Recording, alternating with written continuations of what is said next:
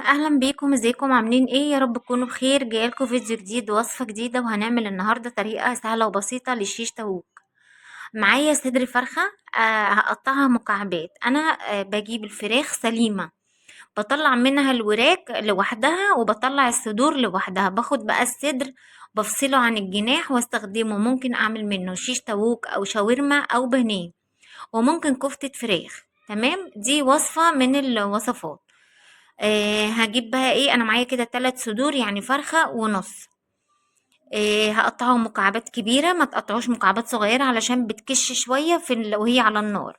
هجيب بقى طبق واحط فيه التوابل بتاعتي او البهارات بتاعتي. هحط ربع كوباية خل، معلقة سكر صغيرة، مكعب من مرقة الدجاج، معلقة من الكزبرة، مع كزبرة ناشفة، معلقة من الفلفل الأسود، معلقة من الكركم، معلقة من البابريكا، معلقة توم بودرة وبصل بودرة، وبهارات فراخ.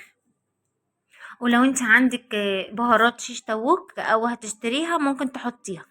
هجيب بقى بصلاية كبيرة وقطاية كبيرة وقرن فلفل. انا حطاه رومي حامي. لو انت حابة تحطيه رومي حطي، حابة تحطيه حامي حطي.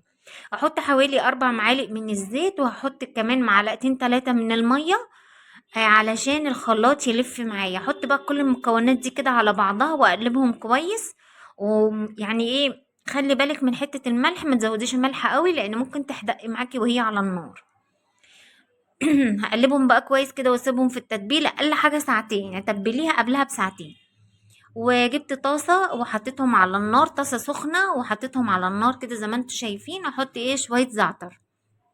هغطيها لحد ما تنشف خالص، يعني ايه، اخلي النار في الاول تبقى عاليه وبعد كده هوطي عليها.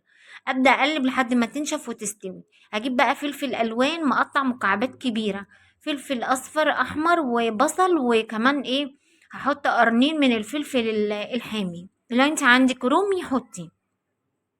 كده خلاص قلبتها واستوت. هحطها بقى في طاجن بايركس او في صينيه اللي متاح عندك حطيه، ودخليها تحت الشوايه شويه تاخد لون.